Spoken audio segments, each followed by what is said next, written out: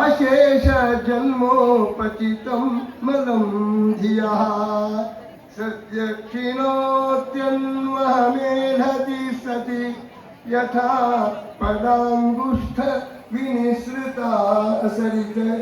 ಹಂಗೆ ಗಂಗಾ ಭಗವಂತನ ಪಾದದಿಂದ ವಿಸ್ತೃತವಾಗಿರುವ ಗಂಗಾ ಯಾವ ರೀತಿಯಾಗಿ ಉದ್ಧರಣವನ್ನು ಮಾಡಬೇಕು, ಶುದ್ಧಿಯನ್ನು ತಂದು ಕೊಡಬೇಕು, ಆ ರೀತಿಯಾಗಿ ಜ್ಞಾನಿಗಳು ನಮ್ಮನ್ನು ಶುದ್ಧೀಕರಿಸ್ತಾರೆ ಅಂತ ಈ ಶ್ಲೋಕದಲ್ಲಿ ಹೇಳ್ತಾರೆ. ಅದು ಜ್ಞಾನಿಗಳು ಶುದ್ಧಿ ಮಾಡತಕ್ಕ ಕ್ರಮ, ಗಂಗಾದೇವಿ ಶುದ್ಧಿಯನ್ನು ಒದಗಿಸುವ ಕ್ರಮ ಒಂದೇ.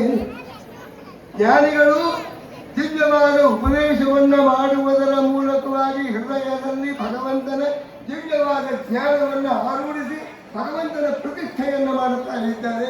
ನೇರವಾಗಿ ಅವರ ಉಪದೇಶ ಭಗವಂತನನ್ನು ತಂದುಕೊಡುವುದಕ್ಕೆ ಸಾಕ್ಷಾತ್ ಗಂಗಾದಿ ತೀರ್ಥಗಳು